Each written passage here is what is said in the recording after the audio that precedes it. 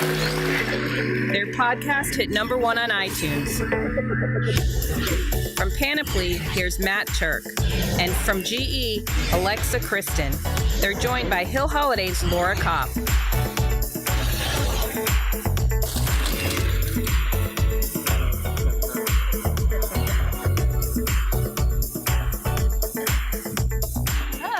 Hi. Welcome, guys. Thank you so much for being here. Thanks for having us. Absolutely. So it's safe to say that audio is having a moment. Just this past couple weeks, we saw news in the headlines all about Amazon now including subscriptions for podcasts and music for their subscribers. We also know that podcasts are growing and have, in the past 10 years, we've seen continuous engagement among listeners. So 20% of people today now are regular listeners of podcasts. What has brought us here? How are you guys seeing the landscape? I think three things have kind of come together to bring us here. One of them, at the end of 2014, Serial, which many of you may have listened to, really brought a lot of new listeners into the space. It was great content. It was a phenom. But in addition to that, that same month, iTunes came out with their non-deletable iOS 8 podcast app, which is easy to stream, easy to download a podcast. So the technology made it very easy. And then finally, just consumer behavior. Consumers want their content when, where, and on what device they want it. We've trained them that with Pandora in the space and Spotify in the space. We've trained them in the video space with the Hulus and Netflix of the world. Mm-hmm. And Panoply is Slate's podcast division. So what does that mean exactly? Well, it's a separate company than Slate, but it was launched from Slate. Slate's been in the podcast space for about 12 years now. I was the publisher of Slate. We saw the space growing. Actually, we got lucky because we decided to launch this before we saw the end of 2014. And we took Slate's 15 podcasts and we took our technology, our production expertise, and our sales and marketing expertise to other like-minded publishing partners, some of the top authors of the world, and great thinkers like Malcolm Gladwell to launch this network. So are you seeing brands coming to podcasting hoping to reach a mass audience, or is it much more about connecting with niche groups of people? Well, Alexa could probably answer that question smarter than I could answer that question. But we're seeing, I guess we're seeing a lot of different things. We're seeing some things that are very specific. We're seeing some things where they want to attract their best audience to dive deeper into content for entertainment advertisers. But what Alexa and GE did was quite extraordinary. I think the way we think about it is narrowcasting versus broadcasting now in general. We were going after tech and science enthusiasts. We create communities that talk about tech and science. We're a part of those communities. So this was a way for us to really have almost one-to-one relationship with those communities.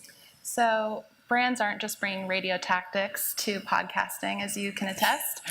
Let's watch a video about how GE approached the message.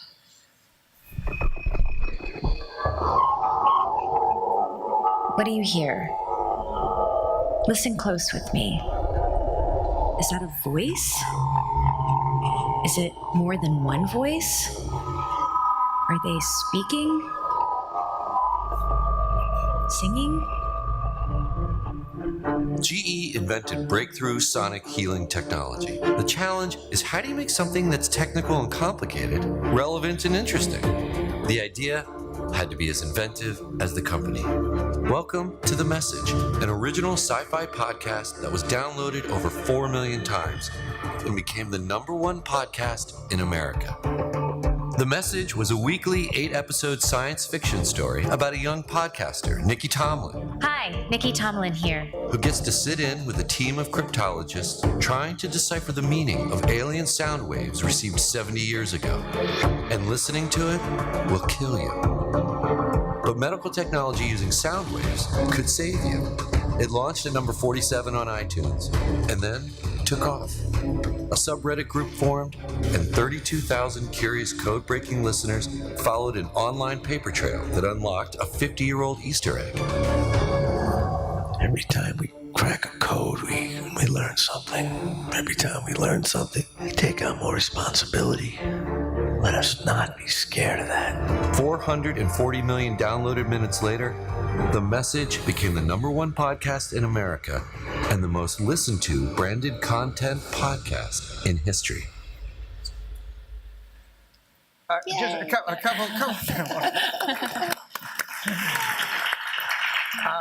a couple things about that video. It is a little outdated because we've got about 5 million downloads to that podcast series now. It was also produced to go out and maybe attract some awards for The Message, and it worked.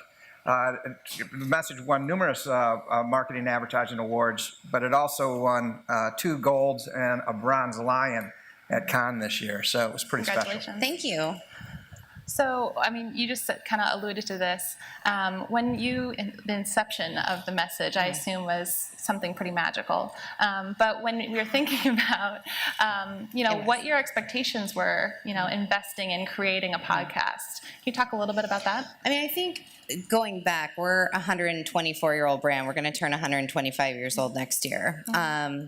We're always looking around corners, and the brand's really built on being about innovation and invention. And we were curious about what was happening in the audio space in general, how brands can start creating content, again, that one-to-one relationship, and we were willing to take a risk. An experiment, and that's really what we thought. It was an experiment. Yeah, absolutely, and it paid off, of course. You guys have just announced that you are coming out with a second version. Yeah. Can you talk what can you tell us about that before it launches? So GE Podcast Theater, the second season of it's coming out. It's called Life After. It's about your digital life if you pass away, how your social consciousness lives on. So digital twins and AI are a big part of what we're kind of ruminating and building off of as the inspiration for the story. As you were thinking about The Message, how did you balance the needs of the brand with the needs of the audience? It was audience first, for sure. The brand kind of took a step back. But both podcasts, The Message and Life After, are really built around inspiration from technology that's kind of stranger than fiction. So that's where the brand entertains, basically. And I assume that when you went into the second season that you had even grander visions for what this could be. So how have you thought about the second season compared to the first? I mean, we set the bar high. Yeah, on the I first work with season. Alexa on a lot of projects. When you do something like The Message, you go to #1 in iTunes, you get yourself in a bind for season 2. So we do have I think we have a even better storyline. I thought the first one was spectacular. I think this is even better storyline, better written.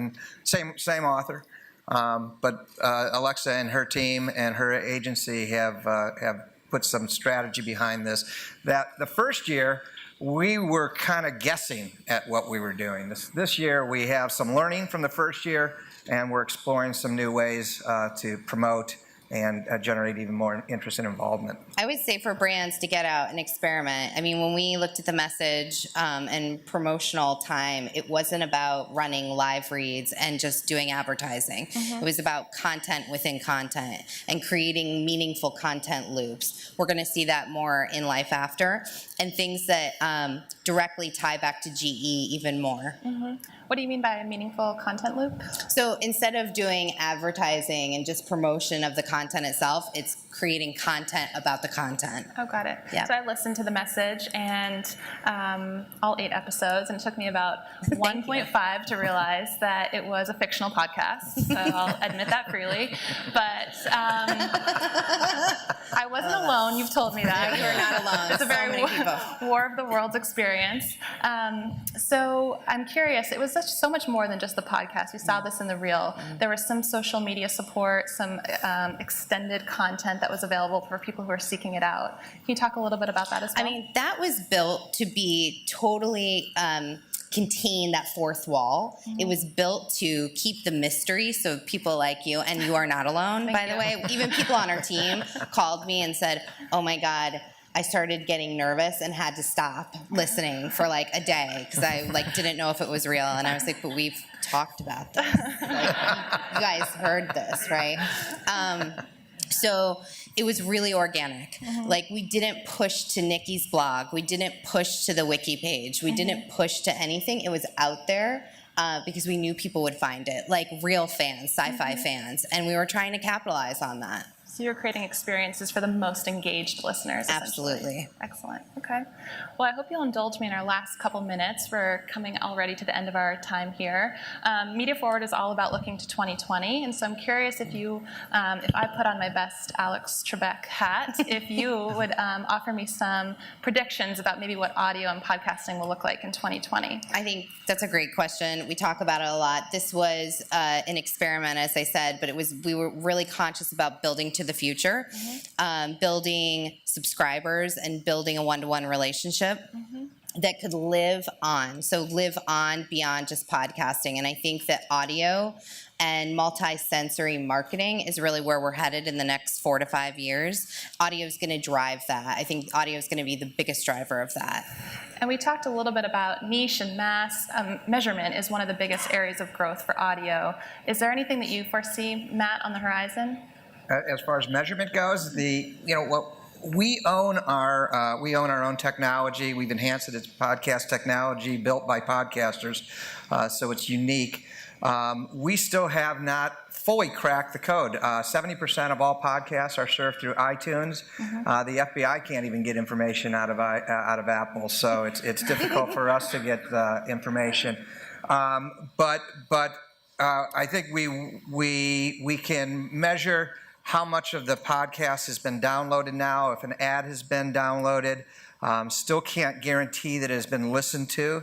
However, we know this space works. We saw some massive success with GE, but most of the players that have gotten us to where we've gotten today are direct response advertisers. They use a URL. They come back over and over and over again because this is truly, it's truly native advertising. In most cases, it's host-read. It feels like it's part of the program.